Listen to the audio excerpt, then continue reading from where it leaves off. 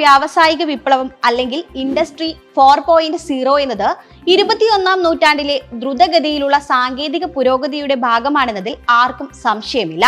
എന്നാൽ ഈ കാലഘട്ടത്തിലും ഊർജ്ജ മേഖലയുടെ വളർച്ച ചർച്ച ചെയ്യപ്പെടേണ്ട വിഷയം തന്നെയാണ്. കാരണം പരമ്പരാഗത ഊർജ്ജ മേഖല എന്നത് പാരിസ്ഥിതികമായ ഒരുപാട് പ്രശ്നങ്ങൾക്ക് കാരണമാകുന്ന ഒന്നാണ്. അനിയന്ത്രിതമായ കാർബൺ വികിരണം പരിസ്ഥിതിക്കുണ്ടാക്കുന്ന ആഘാതങ്ങൾ ചെറുതല്ല. ഇത്തരം പ്രശ്നങ്ങൾക്ക് പരിഹാരമായി കൂടുതൽ മികവേറിയ ഇന്ധനങ്ങൾക്കായുള്ള കണ്ടുപിടുത്തങ്ങൾക്ക് തുടക്കമിട്ടിട്ട് കുറേ കാലമായി. അതിൽ ഏറ്റവും പ്രധാനിയാണ് ഹൈഡ്രജൻ. ഏറ്റവും നല്ല രീതിയിൽ നടപ്പാക്കാനായാൽ മലിനീകരണം തീരെയില്ലാത്തതും മികവുറ്റതുമായ ഒരു ഇന്ധനമാണ് ഹൈഡ്രജൻ. വരും കാലങ്ങളിൽ വിമാനങ്ങളിൽ പോലും ഇന്ധനമാകാൻ പോകുന്നതും ഹൈഡ്രജൻ ആകും എന്ന ചർച്ചകളും ഇപ്പോൾ സജീവമാണ്. കാരണമുണ്ട്. ലോകത്തെ ആദ്യ ഹൈഡ്രജൻ അധിഷ്ഠിത വെർട്ടിക്കൽ ടേക്ക് ഓഫ് വിമാനമായ സിറിയസ് ജെറ്റ് പുറത്തിറക്കിയിരിക്കുകയാണ് സ്വിറ്റ്സർലൻഡ് ആസ്ഥാനമായ സിറിയസ് ഏവിയേഷൻ ലിമിറ്റഡ്.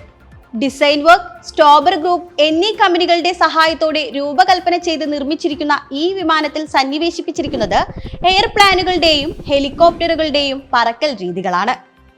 30,000 അടി വരെ ഉയരത്തിൽ ഈ വിമാനത്തിന് പറക്കാനാകും. മണിക്കൂറിൽ 323 മൈൽ വേഗത്തിലാണ് ഇതിന്റെ പറക്കൽ ശേഷി. 3 യാത്രക്കാരെ വഹിക്കാൻ കഴിയുന്ന ഈ വിമാനം തീരെ ചെറിയ തോതിലുള്ള ശബ്ദം മാത്രമാണ് പുറപ്പെടുവിപ്പിക്കുക എന്ന പ്രത്യേകതയുമുണ്ട്. 1988 ഏപ്രിൽ 15 ആദ്യമായി പൂർണ്ണമായും ഹൈഡ്രജൻ ഉപയോഗിച്ചുള്ള പരീക്ഷണ പറക്കലും നടന്നു. ഇത്തരത്തിലുള്ള ധാരാളം പദ്ധതികൾ പണിപ്പുരയിൽ പുരോഗമിച്ചുകൊണ്ടിരിക്കുകയാണ്.